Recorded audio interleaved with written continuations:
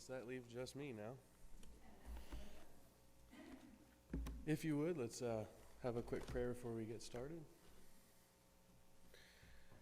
Dear Jesus, please be with me as I preach, and use your words, not mine. And again, thank you for everyone that came out today, and help them to take something out of this. In Jesus' name I pray. Amen. All right, we're going to have, it's kind of a slightly scattered sermon. It's a little bit of everything, but I'm trying to wrap it into one topic. So follow me along the best you can. If you have any questions, I do welcome you to ask, and we'll go over some stuff together. So my sermon title today is How to Live a G-Rated Life in an X-Rated World. Now, many of us, including myself, I would imagine everybody in this room has a favorite movie. Am I wrong? So every movie ever produced on film has a rating. From G to, I guess it's technically unrated, but it's also X-rated. It's getting very difficult to find G-rated movies in today's society if it's not a kid's movie. It's very difficult. So we're going to go over movies and ratings, talk about what they mean, how it affects specifically the youth in today's society, and some of the temptations that youth face on a day-to-day basis. How many of you actually know all of the ratings that are out there for movies? There's only about 5 actual ratings. Anybody? Yes?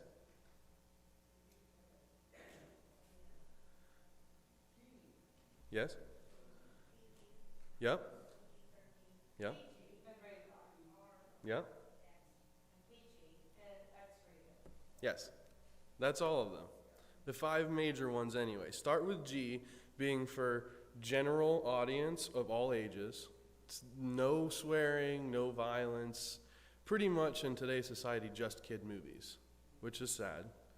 Then we have PG, which is parental guidance. It's movies you wouldn't necessarily think of are included in that, including one of my son's favorite movies, Shrek. He loves that movie, and it is rated PG for some crude humor and mild language. Little things, right? PG-13, which is parents are strongly cautioned. Nobody should watch it under the age of 13. Then you have R-rated, which is restricted. It's not suitable for anybody under the age of 17 or with a parent. And then X-rated or unrated, which is just flat out not rateable. It's so bad, we're not going to put a name on it. So we're going to go over the ratings and kind of try to relate them to life and society today, and try and, I'm not sure how to word that.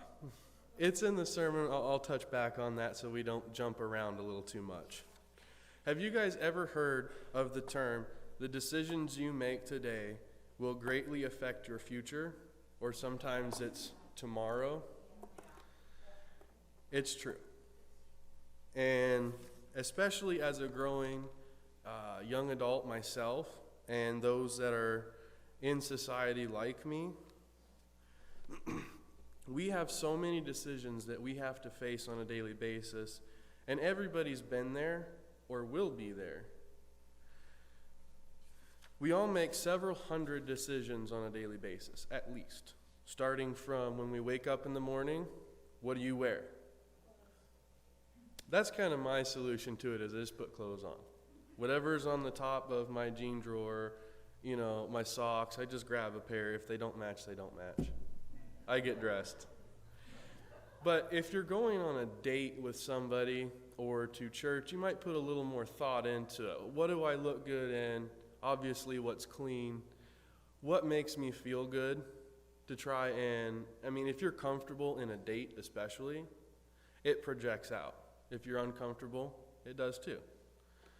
So we try to make ourselves look good for the other person, and feel comfortable ourselves, just like we would at church. After we get dressed, things change a little bit into what we eat for breakfast. Some of us skip breakfast entirely. Some of us sit there and grab some toaster waffles because they're fast. We're on our way to work. But we think about what we eat all the way to the end of the day when we're coming home from work. We've already eaten dinner. Our dogs have already been let out. And we sit there and think, okay, well, what do I have to do tomorrow? Tomorrow's Sunday, so I have the day off. Some people work, but then we think, okay, my day off is not Sabbath. I got to cut the grass. I have to clean the house, vacuum.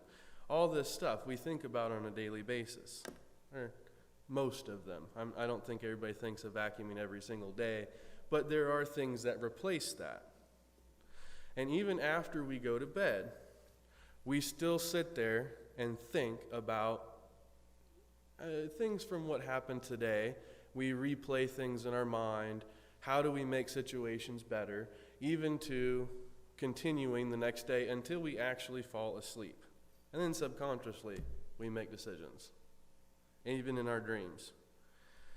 Most of the decisions we make that affect our lives, majority are made as young adults. Now, like I said, everybody has been there or will be there depending on their age, and it's not secluded to youth. But as a youth, somebody from high school through college, that is kind of the era where we make most of the decisions that greatly change our life completely. From the friends we hang out with, to what schools we attend, to what classes we take, for what career we want, so that way we have something between the end of college all the way till we retire. And for some people that doesn't happen, and there's jobs in between, but we still decide what way or direction we want to go towards.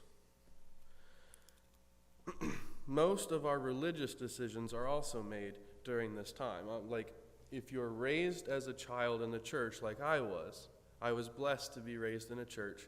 From when I was a baby, I grew up around it, so I have adapted that to my life, and I believe everything. So I don't have to make the decisions that some other people do in my age group.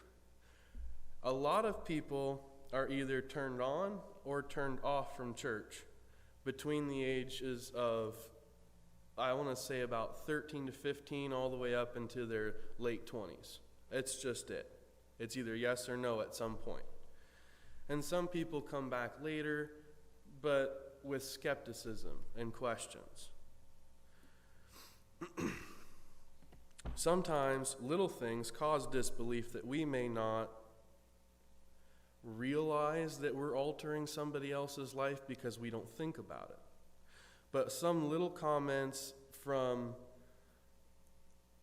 let's say, from fellow church members who say the wrong thing unintentionally because they don't know what's going on in that person's life at home. They don't know what's going on with their social life, their religious life, and they may not mean any harm, but it's still said, and that greatly affects the individual who receives that.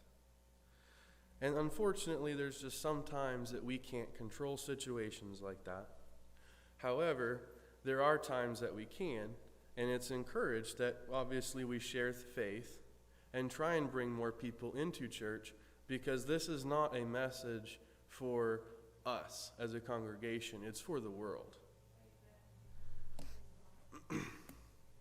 Now, Daniel, if you recall, as a teenager, he had a major life-changing experience that he had to make a decision to.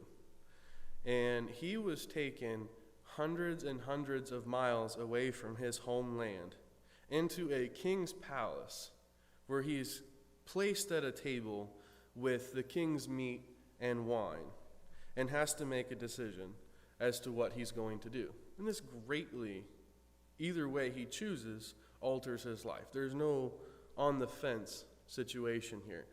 He either does what is wrong or does what is right. And he as a teenager had to make that decision by himself with God's help. Young adults are often also getting married, having children, And these are lifelong commitments that, at least if raised properly, I'm not going to say this is good or bad necessarily, because I'm not going to touch base on this. Things happen, but as a young adult, when you get married, you're making a lifelong commitment to your partner. And people change as they grow older, and you still have to make that decision to stay with that person through thick and thin, like you stated when you said your vows. It's no different than, say, making a commitment to God. It is lifelong. Till death do you part, your spouse and God. Excuse me. A Princeton research group posted a study. I could not find the date of this study, but it still struck me as kind of harsh and close to home. Yet I see it. So follow me here on a three-point survey that was conducted. From question number 1, what do you think is the biggest threat facing America today? Anybody? Yes. Carnal natures and sinful nations. Yes. From a religious standpoint, that is what I agree with. Our carnal and sinful natures are the biggest threat to America because that changes somebody inside. Yeah. Also free will. From a non-religious standpoint, yes. Definitely. Lack of commitment. Yes. Both of you have amazing points, but I'm going to focus a little more tighter on your points. What group of people are most likely uncommitted and using free will incorrectly from carnal nature? Young people. That was the answer collectively, was the youth of today pose a bigger threat than any foreign nation and army. Tearing ourselves out from the inside is the biggest threat, and they deemed it mostly as youth and young adults being the problem. Question number 2. The youth of today, okay, is kind of tears off of the first question a little further. Do you think the youth of today will make the world a better place for tomorrow? 2/3 of the answers, no. Not even a chance. So the last question, what 3 adjectives best describe the majority of youth today? Irresponsible, or irresponsibility, impolite, and extremely self-centered. That is the 3 top answers from this study, collectively from the group. And it's a little harsh for myself to read that as a young adult. I don't necessarily see that, but then you start to think, when you're sitting at home, you're thinking about decisions you've made in the past, and you're like, oh my goodness, I've been like that. I'm part of the problem. Everybody's part of the problem, but majority of what people see is the youth.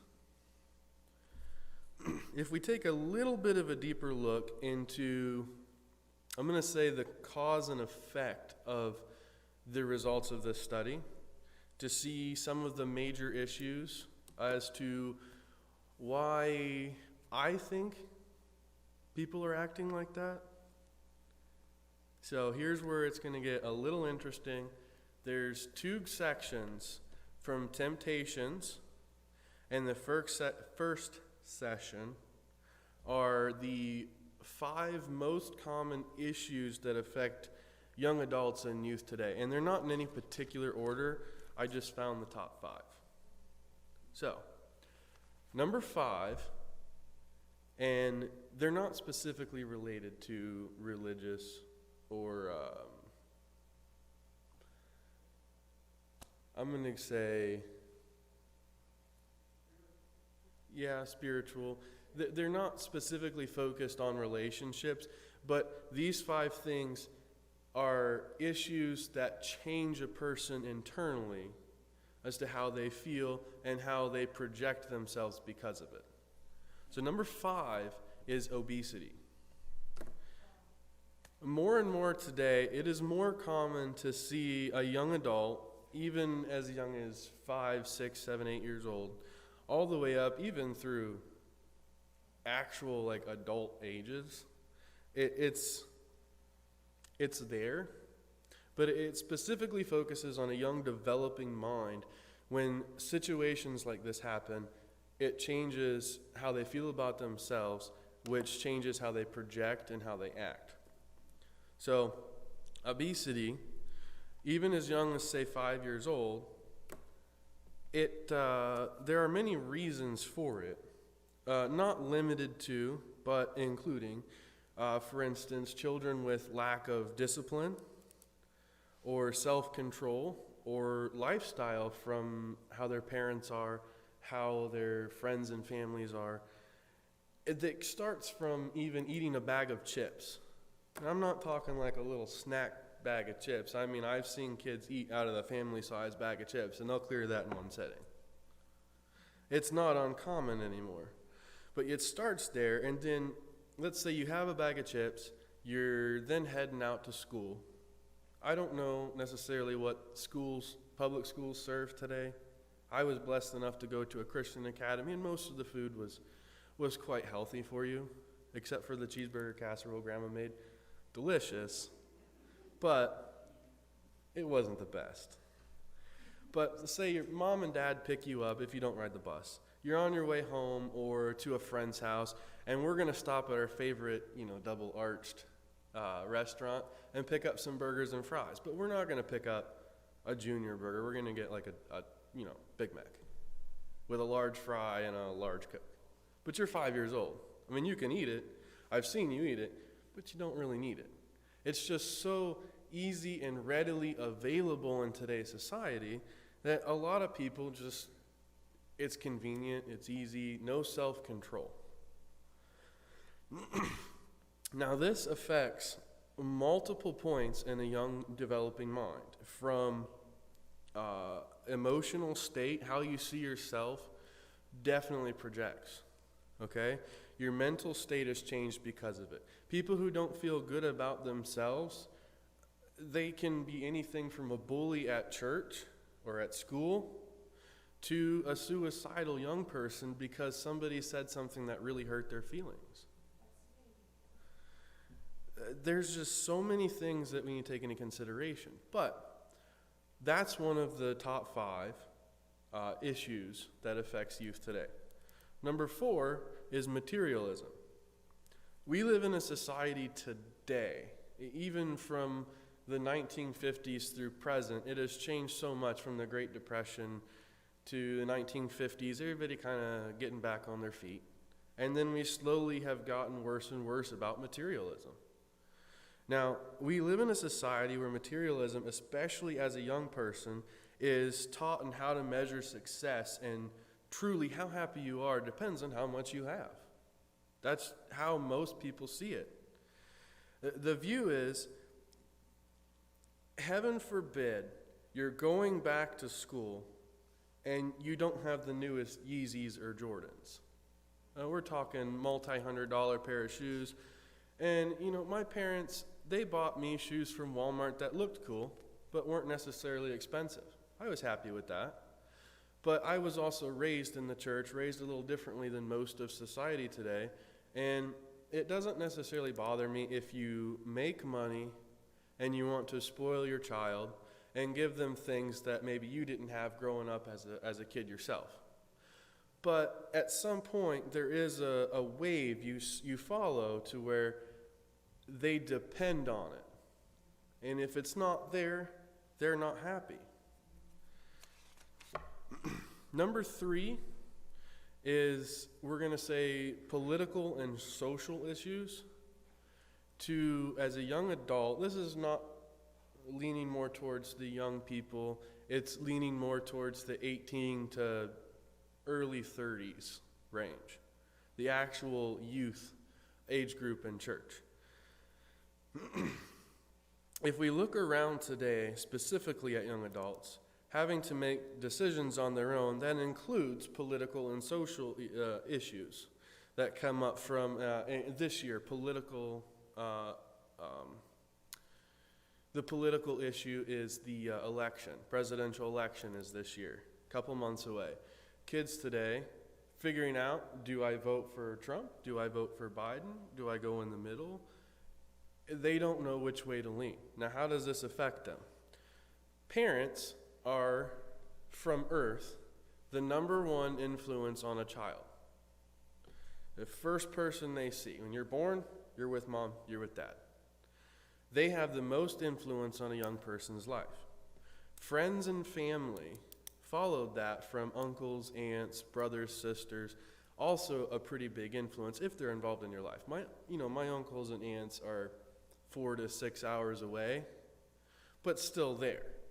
They still influence me. I go over to their house. My dad's brother, Uncle Ronnie, still gives me parenting things. Like, I'm married, have kids. My dad doesn't do it as much. He will. He doesn't care. I love him to death. He's the one that got me interested in guitar, actually. But he had a great influence on my life. Followed by social media, Facebook, Twitter, Twitch. Some of these things I've never even heard of, and I'm in the age group. I don't know. But how does this affect somebody? From political issues, and this goes back into the other topics and into the other topics as well. But as a parent, we influence our kids tremendously. And often that includes political issues. Your parents registered Democrat, Republican. That affects you. What they say affects you. How they push you affects you. But at some point, it still becomes your decision. Once you're 18, you're legally able to vote by yourself. You're an adult. Who you vote for is your decision. Now, the parents, being raised whatever party, they tend to take you that route. But when it becomes your decision, you still have to sit there and decide for yourself. Now, everything your mom and dad says should stick in your mind. Because if they've been doing their job, they have been training a child in the way they should go so that when they're older, they will not depart from it. Now, we're going to get into, say, Facebook, social media, other sources in that. How that affects you is if you're taking political out of it even, you're sitting there, you're making a decision as to what video you want to click on, what Vine or GIF is there that you see. You're reading all these things, and they are affecting you mentally from what they say, what the picture is. Oftentimes on social media, if you don't go towards the majority of what the consensus is, we'll say that, then you're often shunned or made the enemy. You're bullied. Cyberbullying is real and it is scary. Okay? Friends are the same way, but on a more personal level. And the outlook on parents, our parents are who we should look up to the most from earth. Obviously, God is our number one. We look to Him. Then our parents, then our friends and extended family. And social media should just be an extension of friends and family, but we often have people we don't know on there. My wife and I have like 400 friends on Facebook, which is a small number actually. Most of them I haven't talked to in like 6 years. But their stuff still comes up. I still see it. And I still have that opportunity to reach out to them. And a lot of them are friends that I've had from high school that I just don't talk to anymore. I need to, because I see them on Facebook posting from places they're at across the country and very negative mindsets. And at that point, it's still my obligation. I need to, it's my job to reach out to them and try and bring joy to their life through positive reinforcement and God. That's our job. But social media today has kind of gone to where it's more of a negative thing. From the ads we see on there, we see ads from presidential elections to colleges that are online that we see on there that try to, sell you. Come to this college online, you can get a degree in law enforcement. They're everywhere. And I'm telling you, Facebook is really creepy. If you go on Facebook, I'll Google something or Amazon something that I want to buy for the house, and then it shows up on Facebook. It's weird, it's creepy, I don't like it. But it still influences us. It's really weird. Anyway, number 2 is violence in schools. Now, violence in general is bad, but schools. In schools are where we, from elementary school, preschool, wherever you start, all the way through college, and then grad school, doctorate school, whatever you do, it is a place for education, a place to learn. It should be safe. Now, it's not. Most schools, I will say, probably don't have a problem with this, and that is amazing, that is great. But for the few schools that do, in the last 10 years, there have been over 284 deaths in schools, mostly from high school level down. Probably to, I'm going to say like 4th, 5th grade is the majority. And it's supposed to be a place where you can be safe, but you have people from kids bringing mom or dad's gun to school to outsiders coming in with guns and shooting up mass parts of a school to bullying from, it just turns into fighting. You die from fighting, stabbing, suicides from things people say. Over 284 deaths in a school, in a place where it's supposed to be safe. I'm not personally sure how to go about fixing that because I can't change somebody else's mind. But the consensus that I come up with is prayer. If I can't do anything about it personally, I can't go there with, my guns and say, everybody stay back. If I see bullying, I stop it. I can't do that. It's not my job, and it's illegal. It's extremely illegal. Don't do it. But God can change it. We have to have prayer and faith that He'll take over it. And this is just one of the points where we can't control it. We can't control other people's minds. We can't control other people's thoughts. But God can. So we have to leave something to Him. Number 1, and this topic is just something that since it's more prevalent in today's society. It is single-parent households. Single-parent households, they can be good. I'm not saying they're all bad. But predominantly when we see single-parent households, especially if most of the time it's a single mother, I want to say at least 80-90% of the time, it's a single mother for whatever reason. So single-parent households can be good, but we're going to talk about the negatives. If a parent is good, they're good. But oftentimes, if you hear about a single-parent household on the news, it's always bad in some way or another. So since the 1950s, we have doubled in single-parent households across the nation, from approximately 14 million to 28 million single-family households. Single-family households, like I said, they can be good. And obviously, if, for instance, the single mother, because the father was abusive, get them out. Your kids don't need to be beat up. They don't need to see you get beat up. That's a situation I understand. Now, even when that happens, though, I encourage if the man is out of the family, he needs to be replaced.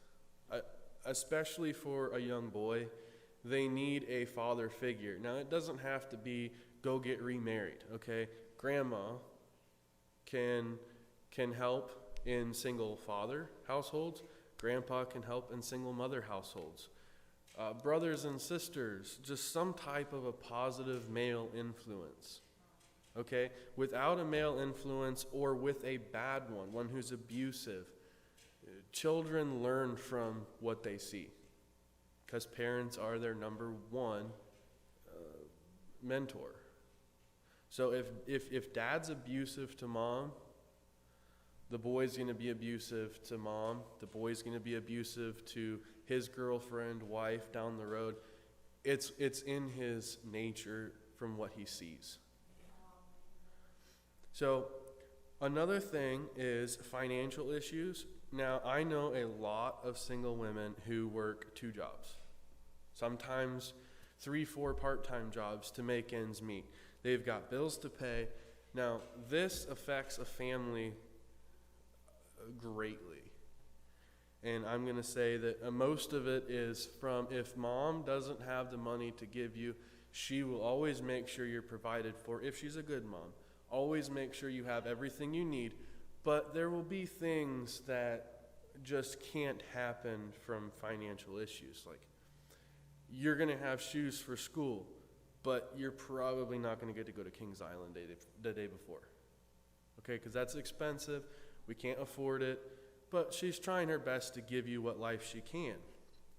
Now, that also extends to school. Oftentimes, single-parent households, a child does not go to or complete college because of financial issues. And they kind of take that upon themselves. If they grow up in a poor household, they will usually be the most materialistic-minded people, period. Once they get money, they want it. Higher divorce rate is also an issue with single-parent households. If mom and dad separate, especially when the kid is older, able to remember, it's engraved in their mind. It happens. I'm not going to say names, but I have a family member who has been divorced and remarried and through several relationships, and she is 22, and it's just because it's what she's exposed to. Now, I also touch base on father figures. So we're going to go into now from the top 5 issues or common things in today's society to the top 10 temptations that teens face today. And most of these won't be a shock to you. They've been around for hundreds and hundreds of years. It's not new, okay? But I'm going to touch base on why it's a little more difficult in today's society. From number 1, alcohol. That's not new, am I right? I mean, my parents in school, people in their generation, they still had alcohol. It's not new, but it's more prevalent in today's society. It's easier to get a hold of. Kids having kids leading to lack of self-discipline, meaning going to school, going to parties after prom. There's always alcohol in most public school parties. And it's just everywhere. Drugs. Drugs are not new, okay? Marijuana, been around for years. Today's society, we're getting harder stuff.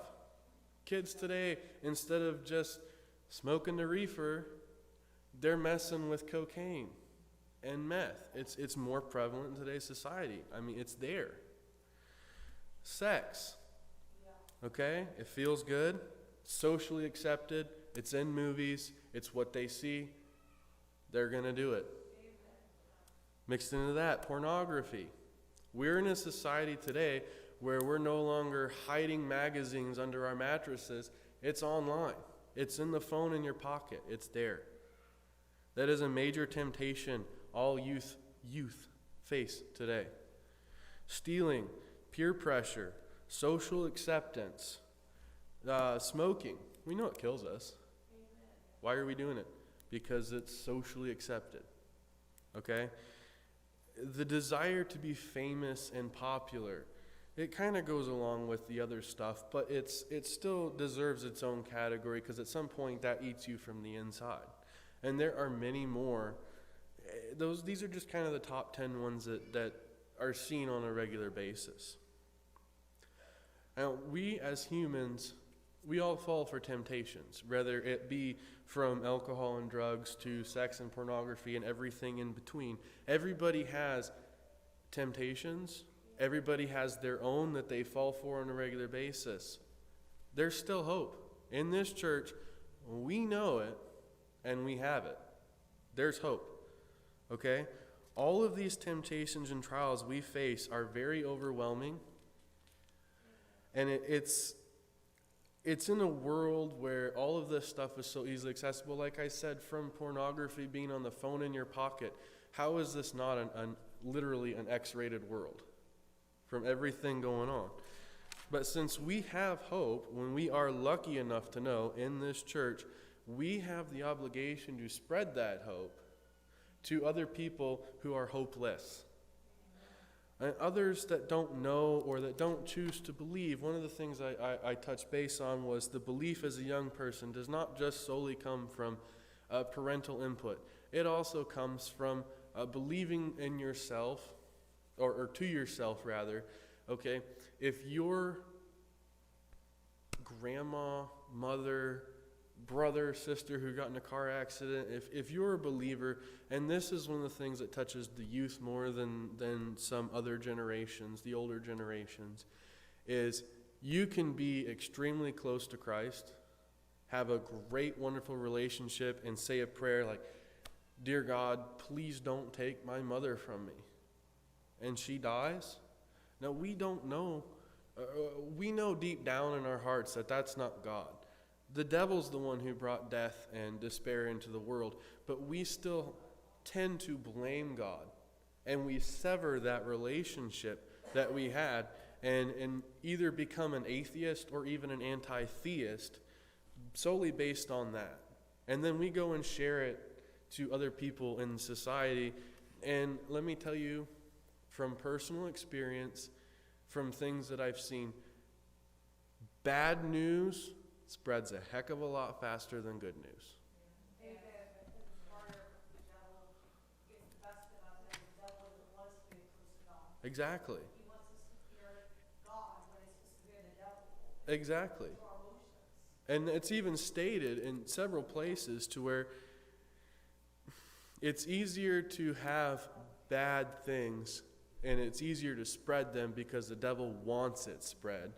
And he makes it so hard and almost impossible as much as he can to keep you from spreading the positive thing. So it's just natural that do you share and rant when you're happy or when you're angry with your mother-in-law or you're angry with your brother? Exactly. If we expect to live a G-rated life, there's things that we have to change. And like I said, everybody has their own personal issues, their own personal temptations. But as a whole, we are human and have the same basic temptations. Literally the word temptation. Right. We all have it. If we live a G-rated life, in other words, everybody's admitted, everybody can watch, all ages permitted, we have an obligation to do so because we have set higher standards for ourselves. Because we go to church, we believe in Christ, we have those higher standards that we are responsible for holding ourselves accountable for and others accountable for in the church. Now, when we live G-rated, as I touch base on with the ratings of movies, is, for instance, PG can still have some minor cursing and crude humor in it. Now, it's very clear in the Bible, through the Ten Commandments and everything, a sin is a sin equal to each other, okay? Looking at a woman lustfully and sleeping outside of marriage is equal. It may not seem like it, but it is, okay? We need to live our lives G-rated. Not even a little crude humor sneaking in here and there is acceptable to God. Now, conversations, interactions with people start long before the first word comes out of your mouth. First appearances is often the first thing. Now, that's a good reason why youth are often overlooked or thought to be thugs or somebody you just don't really want to talk to is the way they dress and the way they hold themselves, their hairdo. That's not supposed to be a deterrent. And oftentimes it gets into the conversation, well, you're old. You're not hip with today. You don't understand today's society. You know what? That may be true. Like I said, there's so many social media things going around right now that I don't know about, and I'm supposedly in the age group. Okay, things are just changing so fast in today's society. But the way we present ourselves and vice versa, we may judge that person for dressing gothic, all black, black hair, eyeliner, nail polish. It's creepy, we don't want to go talk to them. Well, they might have some problems at home from mom, dad, brother, sister, where they're just so sad and depressed that they don't know how to discuss the situation. So they're dressing that way as an expression. It's an extension of themselves. Not everybody is like that, and I understand that. But if we expect people to want to approach us, we have also to, the way we present ourselves and portray ourselves starts a conversation with somebody before the first word's ever spoken. So in order to live G-rated, we have to watch our attitudes, our facial expressions, and the way we hold ourselves, the music we blare in the car, everything that we do is being watched by somebody. Hmm? Well, okay, so if you're driving in your car and you're at a stoplight and you're blaring some foul language music, you're being watched by the person sitting next to you in the car, the person in the crosswalk. But even if we're at the point where we're at home, in bed, doors closed, we're still being watched by God.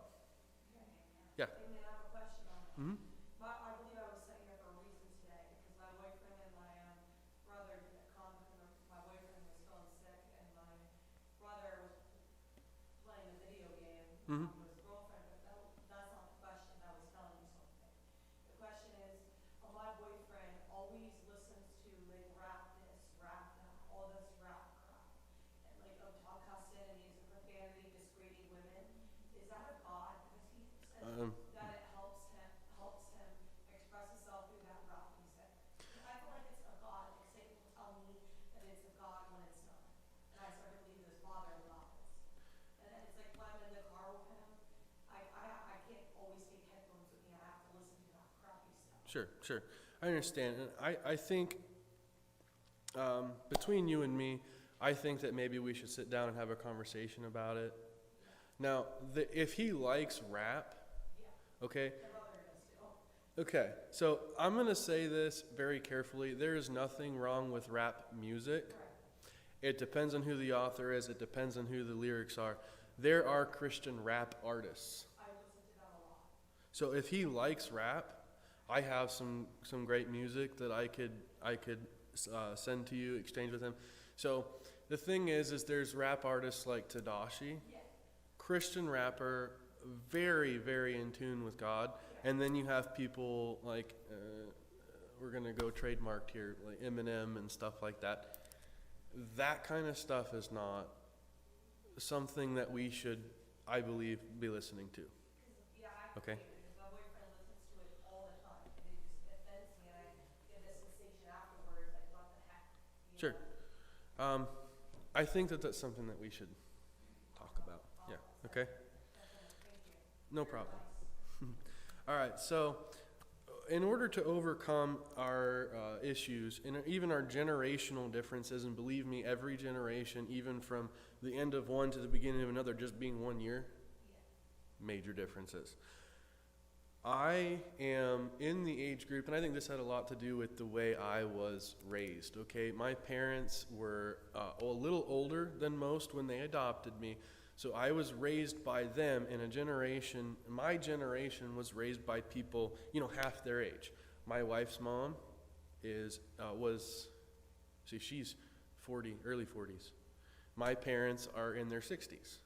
So we're missing that median person, and because of that, I was raised by older parents, so I inherited a lot of their generational traits, and I myself, I'm glad for that. Because other people in today's society, kids having kids it just causes problems, okay? Now, addictions like smoking, drinking, etc.